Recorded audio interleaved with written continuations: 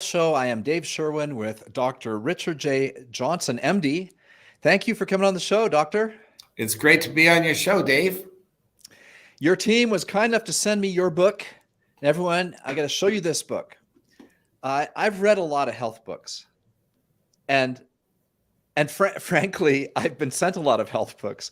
And I got to tell you, Dr. Johnson, I just don't have time in the day.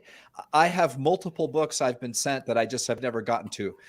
Yours, I really wanted to get to. I only got it on Tuesday, so I didn't have a chance to read it cover to cover.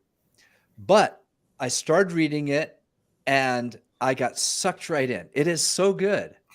Thank you. Thank you very much. That's so kind of you. Yeah, it was a lot of work. It represents, decades of research trying to figure out the cause of obesity. So I can tell. I mean, this is not some fluffy, I want to write a book kind of a thing and get people's eyeballs in the health space. This is nothing like that. You're a doctor, you're a researcher. As you mentioned in the book, you for a practicing physician, spend less time than the average practicing physician on practicing and much more time as a scientist doing the research, which is kind of different, right? And don't you also teach at a university locally to you? yes, so I'm a professor at the University of Colorado. I've been doing research since the late 1980s, actually mid 1980s. And probably about half of my time is in research, maybe 60%. Wow. But I do have a clinical practice. I see patients and outpatient as well as inpatient. And I'm boarded in internal medicine, infectious disease, and nephrology. But most of my research has been in obesity, diabetes, and metabolism. What causes kidney disease? What causes high blood pressure? And I'm my focus has always been on what's the cause, rather than so much focusing on treatment or management. It's really been why does someone get obesity or diabetes?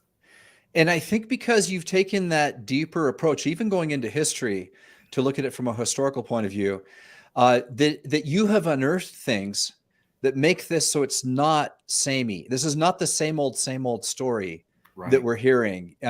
Calories in, calories out, more time at the gym. Kind of stuff. As a matter of fact, you have found some really, really interesting things. Now, first of all, I was really struck, speaking of the history, of you kind of pegging the 1893 Chicago Fair as a real historical moment and a transition point in health. Now, I was so intrigued with this that I looked it up on YouTube, and there's a 2-hour documentary narrated by Gene Wilder. I don't know if you've seen this. Yeah, no, I haven't. He's great, though. He's great, and it's a little dry. Okay, I was expecting a little more comedy from Gene Wilder. It's not high on the comedic side, but it's very high on the information side, and I was absolutely blown away at this event. Now, from that event, you kind of use it as a marker for a massive sea change in human health. Talk to us about that. Okay, so the World's Fair was like in 1893, I believe, and it was in Chicago, and it was kind of at a critical time when the world felt like we were culminating in the best possibilities of technology and medicine. And so what had happened was, in the previous 30 years, people had discovered that, really that infections were driven by little bacteria and viruses. And Louis Pasteur and other people started developing vaccines and antibiotics. The first antibiotic had just been developed. They were making anti-serum, and they were treating tetanus, and they were blocking diphtheria. And the first Nobel Prize was about to be given in medicine for this work. And so, even the discovery of the cause of tuberculosis had just been made. And so there was this thought that, we were in a Camelot, and pretty soon we were going to be able to treat all these infections and everything, we were going to be really healthy. And at that time, there was almost no obesity. It was like Yeah. 1.6% of the society was obese. There's the chart Yeah, yeah. from that point of time in obesity. Yeah, and 1 in 50,000 people had diabetes. I mean, not 1 in 10, Unbelievable. not 1 in 10, 1 in 50,000. Wow. Angina was like, coronary artery disease was so uncommon that it was thought to be extraordinarily rare. And in fact, no one even knew that it was disease of the coronaries. They just knew that there was this chest pain that they called angina. And at that time, chronic kidney disease was rare. Diet, all these conditions were rare. And so so they didn't know that these diseases were about to come. But what had happened was, it was already moving in place. Soft drinks, Pepsi and Coca-Cola had just been brought out at the fair. They had these soda fountains for the first time where people could get these drinks. And caramel popcorn. Yes, caramel Cracker popcorn. Jacks. Exactly, the sugar-coated popcorn. They even built there was a whole building, or it was inside a building, but it was like this big chocolate house that was made, so chocolate and sugar, and sugar intake had been going up dramatically. So what had happened was sugar had been introduced, actually it was discovered around 500 BC in the Ganges River Valley. Sugar cane, it was figured out that you could make initially a liquid sugar from sugar cane, and it was thought to be just delicious. And when Alexander the Great came through, and when Darius came through, they wrote about this. The armies came back and said, my gosh, there's this stuff that's better than honey. And the sugar, was the people locally in the Ganges River Valley started eating it. And there's even this, there was a famous physician back then named Shruta. And he wrote this big book, and it was written in Sanskrit. And of course, I wanted to know what was in it. I'm very curious. And so I looked for the history and everything. And so there was actually a translation from like 1905 or 1920. And I was able to get a copy of it. And it's like 1,000 pages. But thank God for Google. You can actually look up a word, and then it will scan the book and try to find it. So there are old words for sugar and like treacle and stuff like this. And I was able to look, and farinaceous is another word, these words that we never use. And when I zapped them, then I found that he was actually he described obesity and diabetes and heart disease. He was like, really? He was the first physician to really describe it, and he linked it. He linked it with the ingestion of this sugary liquid from the cane. And so, it's 500 BC. 500 BC. Yeah. And then what happened was all this, sugar started coming into Persia around 500 AD. It went into China. It was brought to Egypt. And by, 800 AD, there was sugar in Egypt, and there was this famous physician named Maimonides, and he was this Jewish physician. He was based in Europe, actually in Spain, and he had never seen a case of diabetes in all his years there. And he went to Egypt, and he found like 20 cases of diabetes, and he says, "What's going on here?" But sugar had just gotten to Egypt, and it hadn't gotten to Spain. And then, sugar was brought through Venice and into Europe. And Venice was the main site where it was brought in. And the popes and suddenly all these, the royalty and the wealthy and the religious leaders all started being able to get this sugar. There was one king who got I forget, it was like 1,500 pounds of sugar for his family because he liked it so much. In the meantime, 1 pound of sugar was like worth 33 dozen eggs, Yeah. I So mean, it wasn't getting down to the common people, I'm exactly. sure. And so the problem. So although it was happening all that time, and there was signs it was causing problems, it wasn't until we had mass distribution and affordable sugar that it Yeah. caused problems. But Yeah, exactly. The plantations, when the plantations in the Americas, and then the right. Portugal and Spain and England started getting the sugar, and when the sugar first came in, there were physicians that linked the sugar to bad teeth, like cavities, Yeah.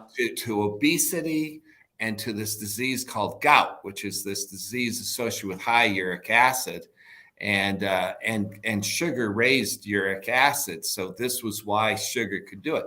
So in the 1890s, what had happened was sugar had in production increased yearly from the plantations, and then when there was this big war, the Napoleonic Wars. Napoleon wasn't able to get the sugar because the English were preventing it from getting to Europe. So he started this big sugar beet industry in Europe, and pretty soon there was sugar overflowing in Europe and in the U.S.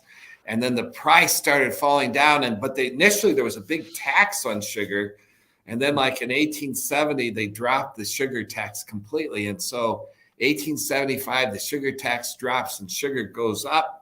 And soda comes along. And soda comes along in 1893. Everybody's going, we're doing great. We've got industry. We've got railroads. We've got new cars. We've got all these things.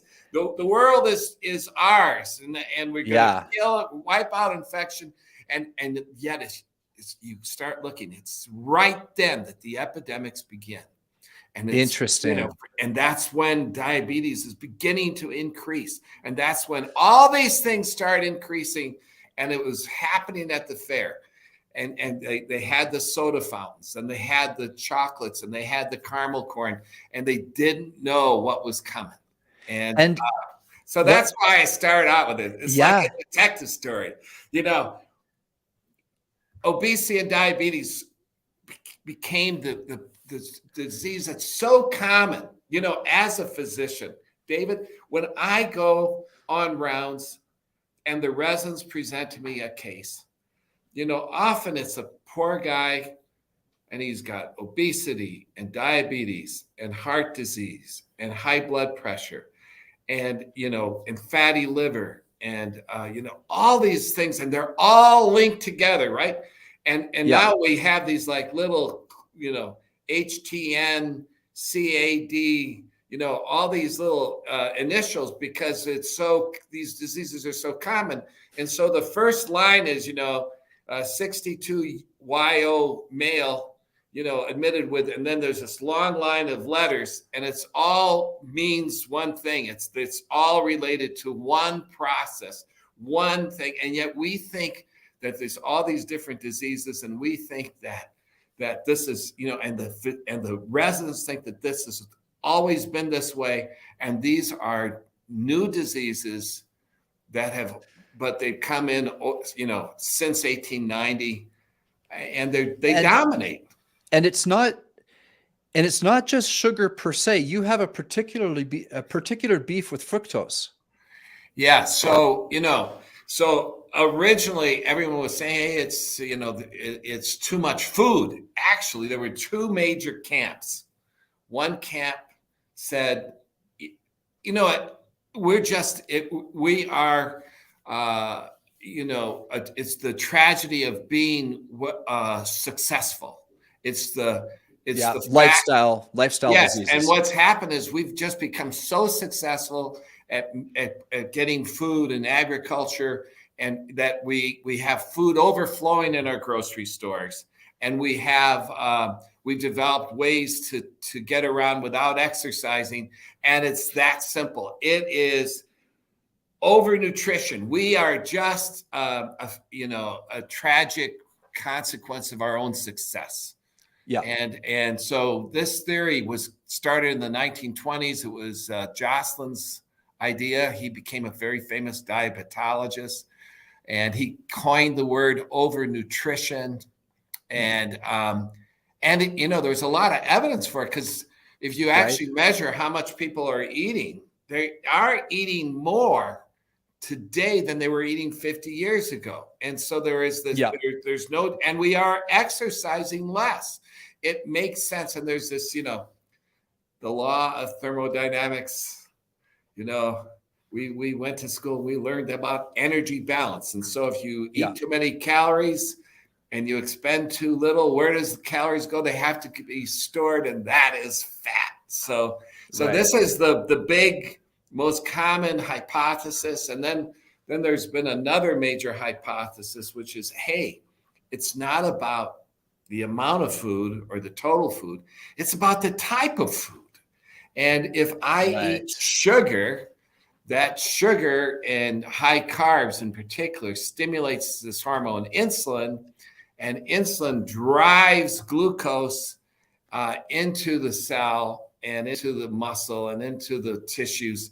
And there it stimulates fat storage.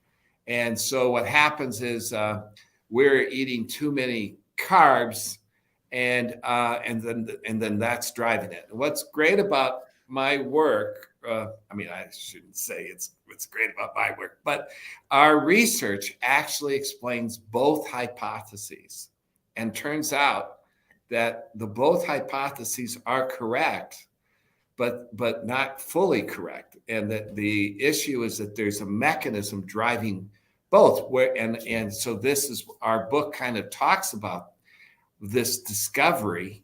And I'm sure you're going to ask me more. Well, it's just interesting, because in this argument of calories in, calories out, there's a major portion of the equation that a lot of people don't figure out, and or that don't think about, and that is that the body can also get rid of stuff, right? The body is not a closed system. Everything we put in our stomach does not stay within the body, right? So when we're charging on all cylinders, when we're healthy and we're fit and we're eating good foods and everything like that, the body is pretty good at taking what it needs and expelling the rest. And sometimes we just forget about that. It doesn't have to turn every single extra calorie into fat.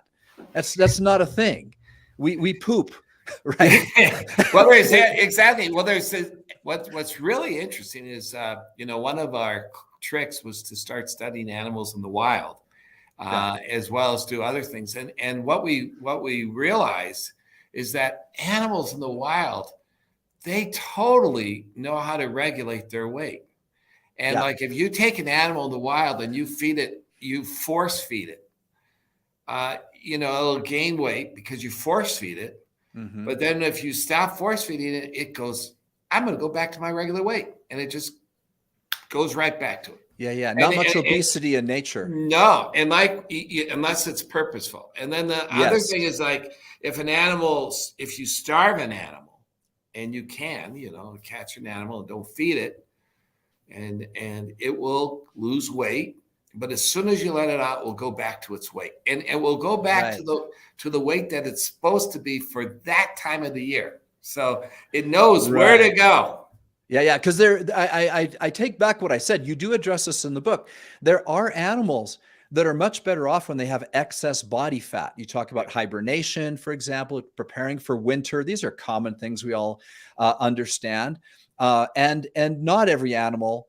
You talk about the emperor penguin, if I remember right, as being the ultimate fat storing animal, right? And so it actually isn't correct.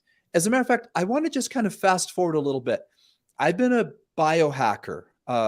Not as serious as a lot of these ones. I use the term a little loosely, but I've been tracking many aspects of my health since I turned 40, because that's when I started doing endurance sports, competitive sports. Good. And I got really interested in just tracking stuff, right? I tracked my body fat percentage. I've tracked my workouts. I've done nutritional blood panels and a variety of other things. And one of the things I notice is that when I'm at about 10% body fat, I love how I look, and I'm lean at 10% body fat. I'm athletic. I feel good, but guess what? I don't feel that good, and I'm more likely to get sick. And I feel a little more. Now, you talk about that. When I'm at 12 to 14% body fat, I don't get sick as much. Yeah. I generally feel better. I don't look as good. I got maybe an extra inch and a half in my waist at 12 to 14% body fat.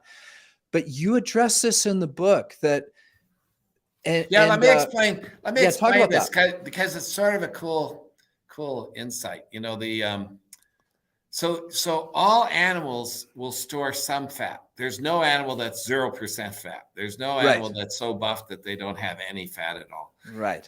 And so all animals will shoot in the typical percent that they like is between 10 and 15%. So, probably closer True for me too. and if you're female, that you want to have a little bit more fat. You want to Yeah, be it's closer. 12 to 18. Yeah. What? Yeah, Okay. it's like the 18, even 20, 15 to 20. 15 to 20. So yeah, and the reason is that the fat has a function. Let's say you're out in the wild and you can't find food. You live off your fat when you're not living off your food, and that's because when you break down fat, you produce calories, you produce energy. Yeah. So when we eat calories or food, it's sort of like eating energy, right? And it can be made into ATP, which is the immediate energy we use, or it can be stored energy like fat or like glycogen, which is the stored carbohydrate. So, but most of the energy we get when we don't have food, initially it comes from the glycogen, but the fat stores are critical. So, so the problem with fat is that to make fat, there's actually a process. Our work suggests that there's a process that requires some oxidative stress to make fat. And so to preferentially make fat, what you do is these mitochondria, which are making ATP, you have to zap them with a little bit of oxidative stress. And when you do that, they produce less ATP, and the energy that the calories get shunted to stored fat instead of to instant energy, which is ATP. So the way that shift occurs from moving from making ATP to storing energy or making fat is to cause a little bit of oxidative stress. Okay. But animals want to have some stored fat, so they're always creating a little bit of oxidative stress to that mitochondria. And over decades and decades and decades, that oxidative stress causes some wear and tear to the mitochondria, so they start to decrease the number, and you start to get a little more tired, and it's called aging. Okay, it's sort of the aging process. Yeah. So what they found was that if you take an animal and you calorically restrict it, you make less fat. So the mitochondria you're not creating that oxidative stress to make fat. And so the mitochondria stay healthier longer. And so when so the animal will live longer if it's living, with low fat. It'll have less fat and it will live longer. But that's because you've got it in your cage and you're feeding it every day 70% of what it normally eats. And so it doesn't have any fat stores, but since you're feeding it every day, it never gets put under stress, and so it lives longer. But if it's in the wild and and it gets its fat stores down to like 5% or 3%, you would think it might live long, but no, because what happens is the first time it gets an infection or when there's no food, now it doesn't have any fat stores, so it dies quick. So the bottom line is, caloric restriction, you can live a lot longer, but if you actually reduce your fat stores to a very low level, then you don't have that degree of protection when a crisis occurs. And so, like if you get cancer or if you get heart disease or something like that, it's actually been shown that you'll live longer if you're a little bit overweight. If you have a BMI of 27, you live longer if you have cancer than if you have a BMI of 22 and look good. This is a fascinating point. Now you're not the first to make this point, and I'm sure not the last. I saw it in a slightly different way from Precision Nutrition. They have a long form piece on their website called The Cost of Getting Lean. Yeah. It's excellent. And it shows you kind of this scale. It starts off with a kind of a cartoonish image of a man and a woman looking kind of obese. Yep. And talks about their health habits and everything. And then it walks through what it would take to go from that to being more fit, more trim, and then all the way to what they call a level 3 athlete, which would be a professional athlete, a physique competitor, a model, that type of thing. Someone who has to have a really great, very lean look for their profession. Okay. Yeah. And they go through this exact same thing. And they say that first of all, the cost of getting really lean for grownups in first world countries is probably not worth the price of admission. And that even if you did do it, it's not healthy to stay there for a very long time. And this is counterintuitive to many people. We see a picture of that guy, that girl with the washboard abs, looking great. The veins are popping out, the fake tan, and they're not actually as healthy as if they had 3 or 4 more points of body fat, right? So let me throw out one more point on this. So it's kind of to frame it into a form of a question. We just barely had a lady hop into our Facebook group who's been using our product, who'd lost 30 pounds. And that's great. And her question was something like this: I've lost 30 pounds, but I've done this before. I've lost weight with other programs and other places, and I'm now doing it with you, but I want some advice on losing the last 10. And I went, oh, because you kind of want to say, are you sure? Right? Yeah, exactly. Exactly. So talk about that. And where should we be? What should we be shooting for? Well, okay. So the very first thing is that if you go by statistics, and we tend to go by statistics, once you get to be like 70 years old, you probably do want to have a BMI of 26 or 27. There are several studies that come out that suggest that you tend to live longer if you're just a little bit, mildly overweight. Now that's statistics, and many of us don't want to be overweight. Right. And to be truthful, if you have access to nutrition, you can feed yourself. If you get sick, you can just try to increase your nutrition and intake. But so, for me, I think that, a BMI of 24 to 27 is acceptable when you get to be 70. But, when we're younger, I do like the idea of trying to get your BMI down to, 22, 20. I mean, that would be great. 21. Do you like BMI? My concern with BMI. Well, BMI is lousy. I agree. Okay. So how about we frame it in body fat? What do you think about body fat as a way to understand this issue? Is that any better than BMI in your opinion, or no? I think body fat is a better way to go, for sure. Then let's talk body fat then for a minute, because that I understand a little bit better too, and it's something I measure on myself regularly. It's something now that you can measure fairly accurately with a scale from Amazon, which is really cool, right? Yeah. And so for those of you listening, I highly, highly recommend that you do that. Understanding your body fat is much more effective than understanding your weight or your BMI, especially if you're an endomorph body type. The BMI means almost nothing, right? So it's going to show you being less fit than you truly are, just because you've got thick bones, right? So let's talk body fat. Give us some ideas, doctor, on middle age. Let's talk. Many people listening to this show will fall between the ages of 30 and 65. Are somewhat fit. Maybe their top goal right now is to lose weight. And they're only listening to the show because they're interested in health. So we can assume they're generally a little healthier than the average. But many of them still have a goal to lose weight. They feel like they're just carrying too much weight. And so and so let's say that person, let's start with a woman, and she's at 28% body fat. What would be a better goal than, say, I want to get down to 140 pounds What would be a good body fat goal? Well, so it does vary, and I have to admit that I think you might be able to give a better number than I can.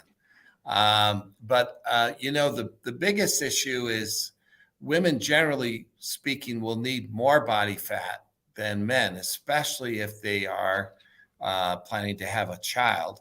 And so, in order to have healthy menstruation, like people who like ballerinas and so forth, or people who are marathon runners, some of them will get so skinny that they actually would have trouble maintaining their menstrual cycles and so forth. So you Right. don't want to get so skinny that happens. And I think that oftentimes we kind of were talking about like body fat probably in the 15 to 20% range is great for most women. As we get older, we tend to creep it up a little bit. And for men, it's probably about 3 to 4% less than for women. But how do you feel about it? Because I tend, unfortunately, I tend to still use BMI in my practice. So I'd be interested in what your viewpoint is. Well, for men, I know men better than women just because I do it myself so often, right? So Right. I know that what you said earlier is probably dead on. 12 to 15% for men Yeah. is a great target. And the fact is, at 12 to 14%, you won't have six-pack abs, guys. But guess what? You may be healthier than if you did have six-pack abs, which is the paradox, right? When you get down under, you got to generally have under 11, 10, or 9%, depending on your body type and how your muscles are built and shaped, et cetera. Because not everyone gets six-pack abs or even has the physiology for it. So I think 12 to 15. Now I understand that women can start to lose their menstrual cycle if they get under about 14. I believe that's Right. the number. And so what you said about 15%, maybe it's even 16 to 20. And all of this is well worth doing the research on for all of you listening. It's well worth doing the research. Google that thing I said, The Price of Getting Lean by Precision Nutrition. That is an excellent piece with images of what people look like at these various different points. Let me just point out that one of the big problems, if you actually drop your fat stores too much, Yeah, then even like severe exercise or things like that can be to a situation where you start breaking down protein instead of fat for energy. right. So fat is, when you're burning fat, there's like no stress. It's not a stressful situation. But if you run out of fat and you now have to break down protein for your energy, that is like a metabolic crisis. Right. And what happens is when the protein breaks down, there's a havoc. The body goes into havoc. Inflammation soars. Uric acid goes way up. Inflammation goes way up. And it is a very bad situation. And it's a crisis because if you're an animal in the wild and you are now breaking down your protein, that's the last dance. It's like Custer's it's Custer's last stand. Yeah. And Custer didn't survive. Remember that. So Right. And so that's why having some fat stores is always good. And I wrote a little story in the book because there was this African-American gentleman that was a friend of mine. He was like the most incredible athlete, totally buffed. In his 60s, he looked like he was in his 40s. I would go to the gym and watch him. We were friends. And, I was always like trying to emulate, but I was never, ever good enough. And he had no fat. And then one day he wasn't at the gym. I asked everyone where he was, and they said he'd been hospitalized with pneumonia. And, I thought this guy is going to bounce back just like that. And so I went over to the hospital and I went to visit him, and he was like flat out on his back. And his muscle had just melted away.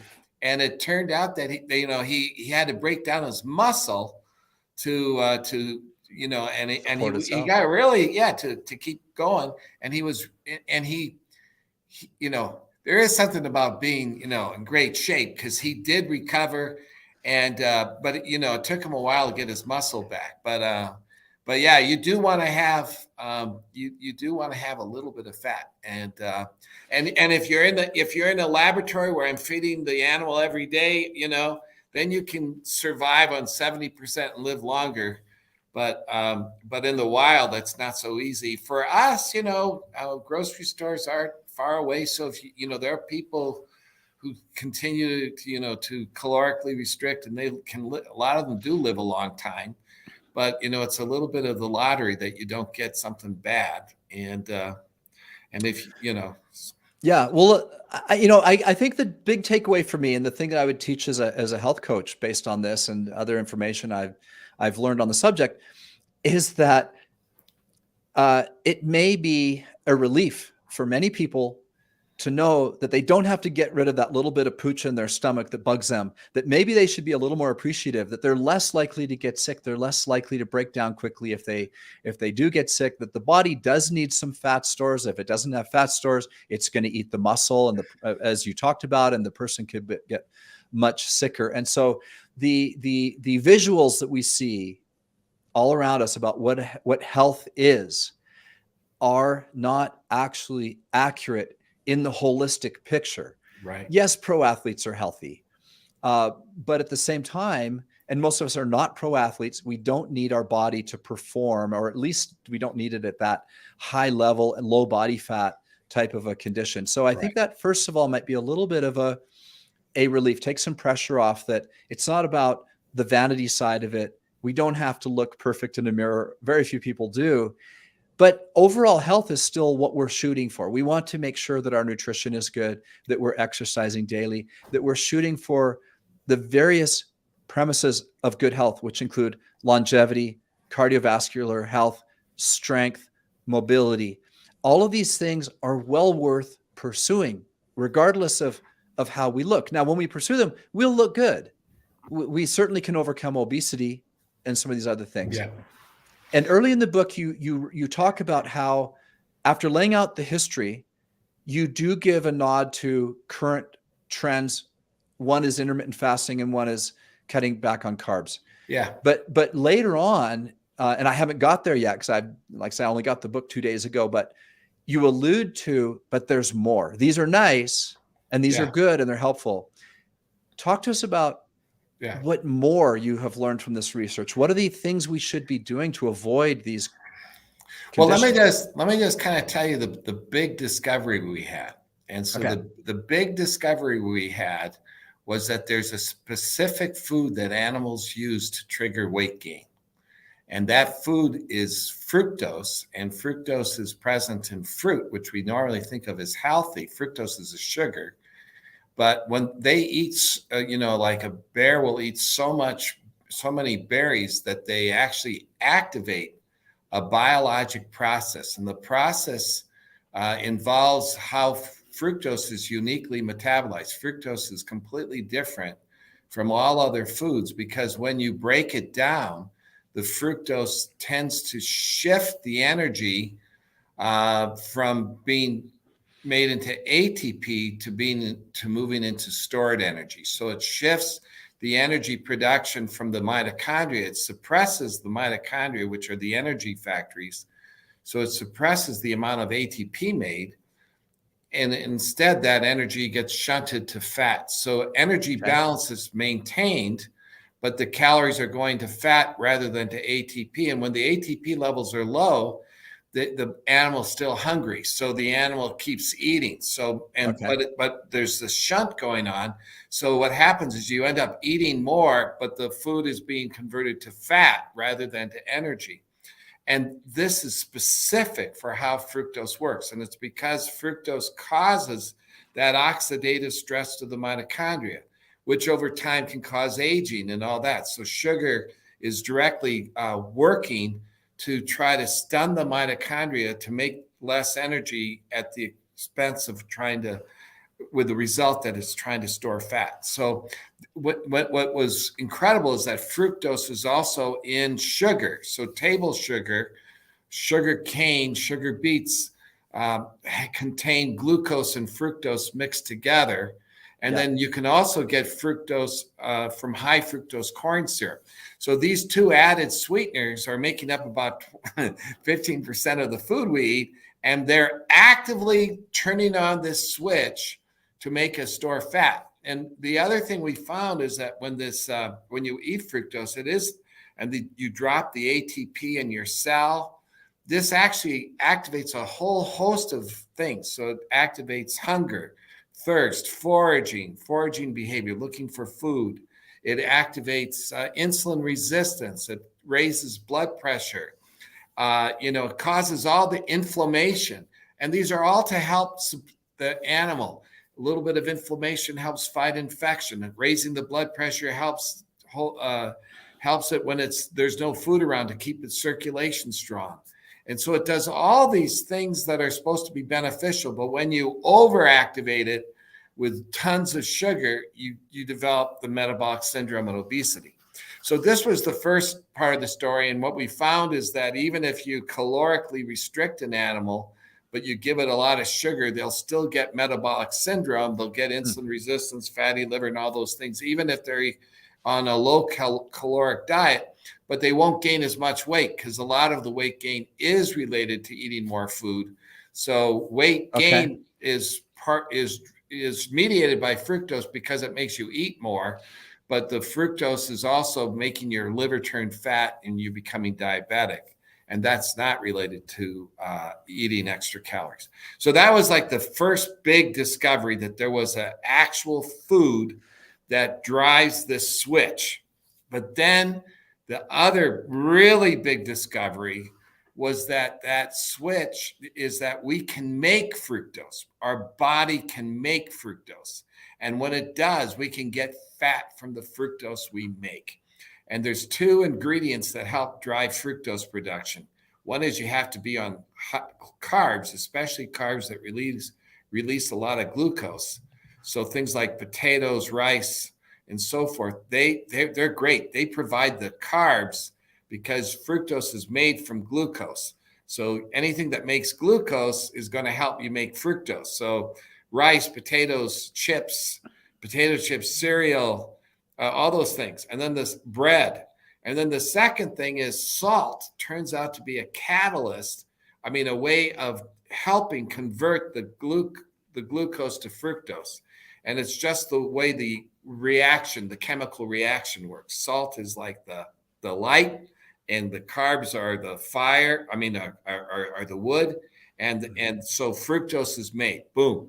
And so it turns out that a low carb diet is this great diet because it holds back on the sugar and high fructose corn syrup. You can't eat that on a low carb diet very well because you're restricting that, but you're also restricting the high glycemic carbs.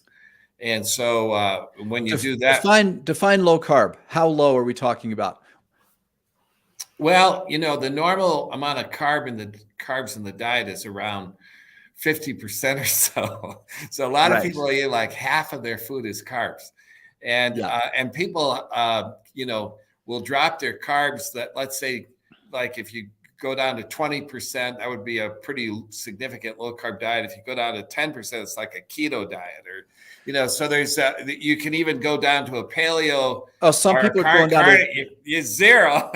20 grams in a day, which is hardly anything. And so what's great about our work is that, carbs that are not high glycemic tend not to cause any problem. Right. So if you pick like broccoli or asparagus or vegetables, salads, those kinds of things do not contain a lot of high glycemic carbs. High glycemic carbs are carbs where you eat it and glucose is released. And our work suggests that if you get a lot of the glucose being released, it gets converted to fructose. And also the glucose stimulates insulin. And so stimulating insulin is also chronically is not so good either. So anyway, so that, when you so according to our work, a low glycemic carbs, is fine. And so vegetables and things like that are going to be healthy. Yes, a carnivorous diet, a carnivore diet is also pretty healthy because you're not giving a lot of the high glycemic carbs. You're avoiding these foods that trigger weight gain. And like salty foods, when you put salt with carbs, it's really bad. So if you were just eating potatoes, actually it's sort of interesting. The enzyme that converts the potato to fructose really needs a little salt. So if you're on a low salt diet, the effects of the carbs to generate fructose are reduced, but you can still do it. So it's just that salt accelerates it. That's why the French fry is so bad. And then once you've been eating a lot of fructose, you'll actually become chronically hungry because you become leptin resistant. You become resistant to this hormone leptin, which is produced to try to tell us we're full. But most people who are overweight are leptin resistant. They're resistant to this effect of this hormone. So when the hormone is high, they still feel hungry, and that's what happens with fructose. So when you feed fructose, you become leptin resistant, and then you can even remove the fructose, and for about 2 weeks you'll still be leptin resistant. So we've done studies, and once you're leptin resistant, then you gain weight really fast. And that's why if you go low carb for like 2 weeks, and like the Atkins diet starts out with a very, very low carb diet, that allows that leptin resistance to go back to normal. And that will help you dramatically from gaining weight because it's turning off that hunger signal. So, if you're on a low carb diet, you don't need to calorically restrict because just naturally your hunger is going to go down. And that's because you lose that leptin resistance.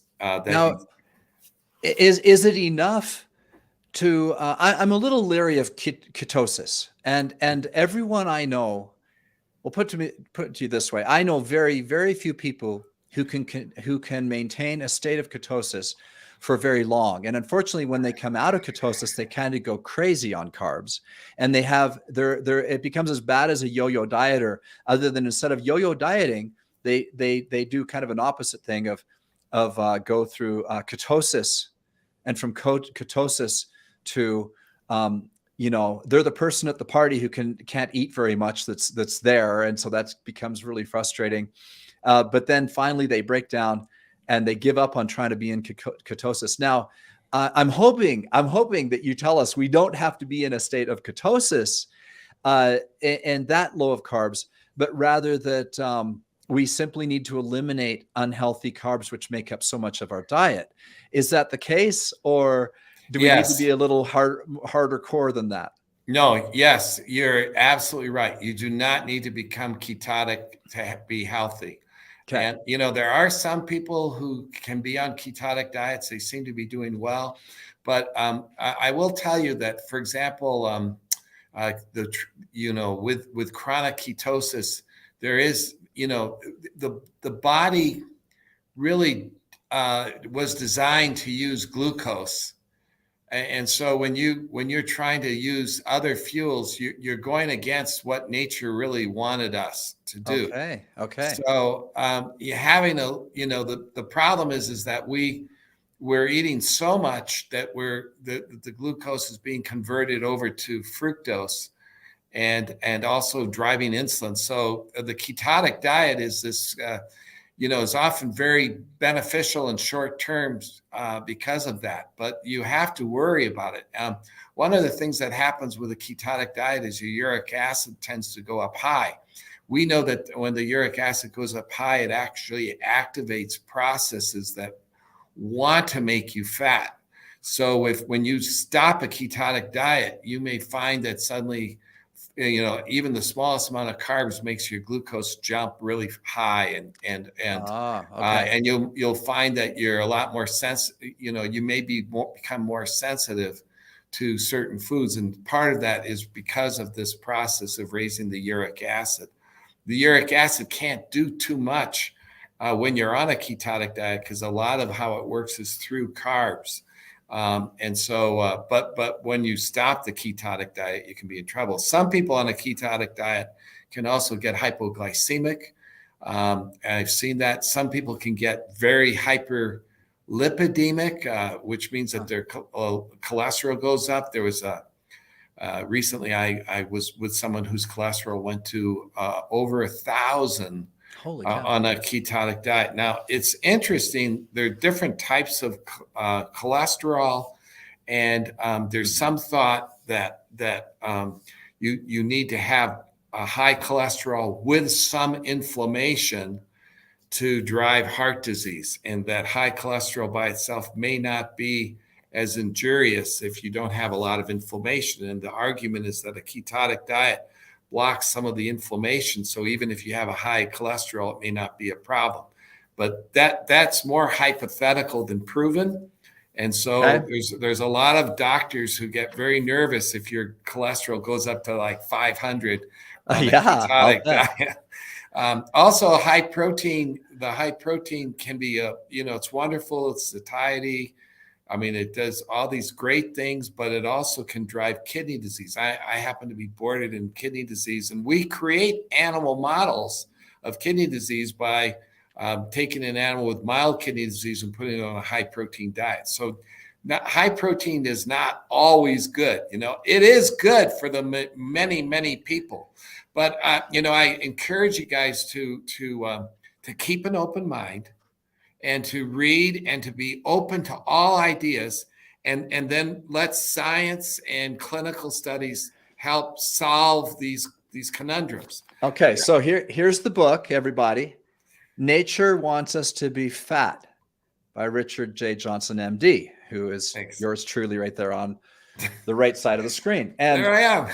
it's excellent, and I recommend it. I can't wait to finish it. It's an enjoyable read, which is not true of many health books. Health books can be kind of dry, and you've got a great way of combining science with story, as I think people could probably tell just from this podcast. That being said, before I let you go, I would like you to leave us with a few takeaways.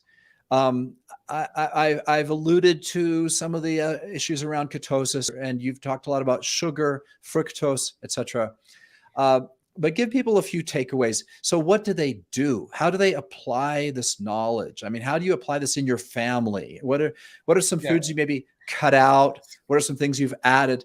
Give us some helpful advice before we let you go. So there's some real pearls that I can give you guys. Now, one of the very first ones is that, remember, we were able to show that salt plays a role in helping drive fructose production. And whenever you eat food where it's salty and you get thirsty, you're actually activating this process of trying to make fat. And so the first step is increase your water intake. We actually, you'll see that we actually identified that most people with obesity are dehydrated. If you're overweight, you are almost certainly dehydrated. Interesting. You're not just eating more sugar, but if I measure your urine, it's going to show that the urine's concentrated. If I measure your blood, I'm going to show it's concentrating. People who are overweight, one study showed they're 12 times more likely to be dehydrated. And we can show that dehydration is a factor that drives obesity. If I just expose an animal to heat stress, so just for 1 hour a day, give it, and then take away its water during that time, it will get fatter on a regular diet. Interesting. Yeah.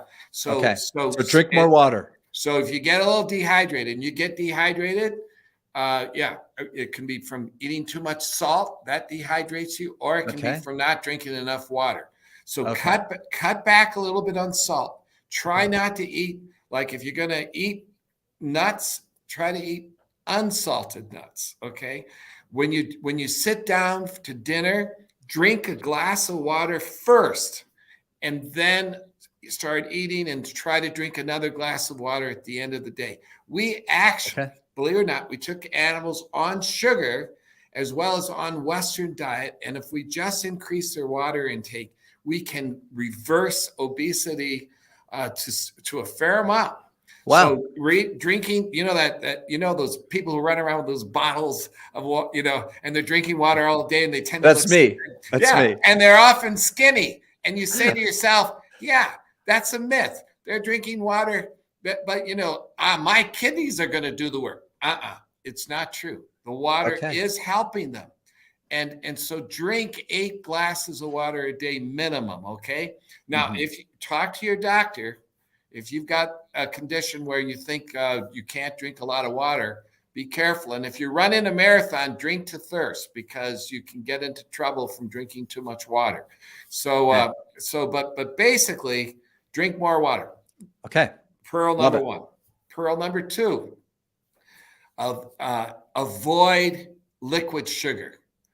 There's a argument. A soft drink's got 20 grams of sugar. This cake has 20 grams of sugar. They're the same. Actually, studies show that liquid sugar is worse than solid sugar. Both are bad when you're eating 20 grams of sugar. Okay, that's terrible. But the liquid sugar activates the switch faster than solid sugar, and that's because it's the concentration of sugar that the liver sees that triggers the switch. It's the concentration. So if you drink a soft drink on an empty stomach, you flood the liver and you get a huge switch. If you drank that soft drink during a meal, it isn't the same as drinking it on an empty stomach. If you drank the soft drink and you sipped it over 3 hours, which no one will do, but if you did, it would just be a calorie. If you had a piece of cake and you took one bite and then waited 10 minutes and took another bite and then another bite every 5-10 minutes, it would just be a calorie. But when you eat it all at once, the fructose levels go up and the energy drops, and then the switch is turned on. Okay, so now, liquid sugar.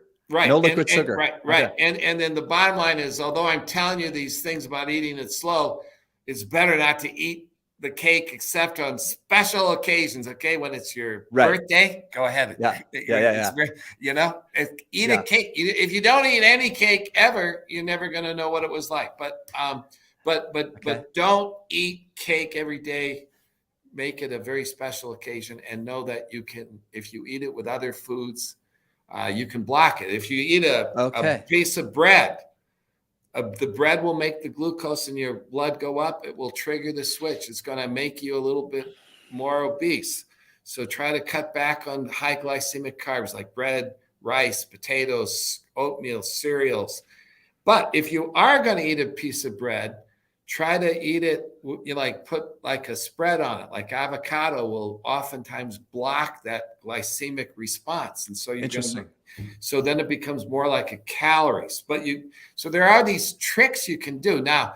But if you're really driven, you want to reduce your carbs, the high glycemic carbs. You want to maintain the vegetables and salads. You want to drink lots of water, reduce your salt. And follow a lot of the guidelines. And certainly paleo diets, carnivore diets, intermittent fasting, they all have some advantages. They have some disadvantages.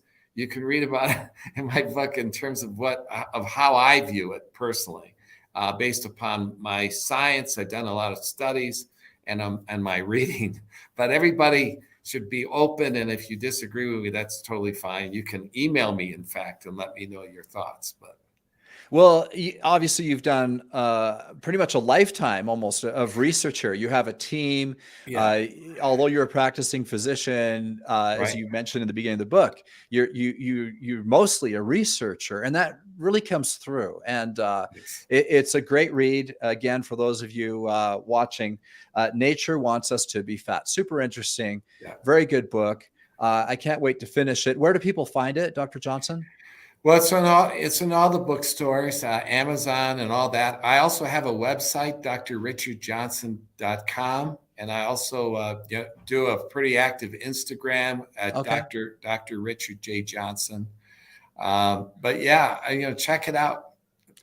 Okay. And And nothing you're saying here comes across as extreme, which is one of the things I really try to avoid on my show. We always want things people can do, right? We do Right. live in a first world country. We do live in a place where society is kind of conspiring to make us unhealthy. And none of us wants to be that. Well, maybe not none, but I shouldn't use all or nothing statements.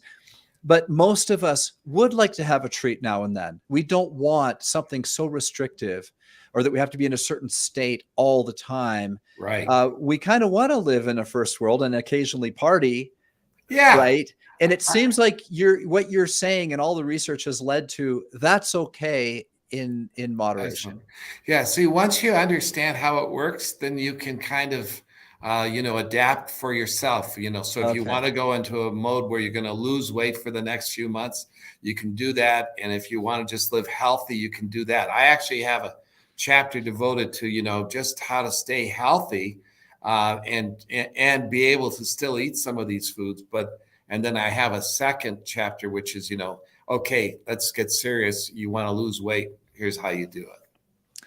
Okay. Well, thanks so much for Very taking good. the time. You're welcome, Dave. It has been an excellent interview. And for those of you watching, this is Dave Sherwin wishing you health and success.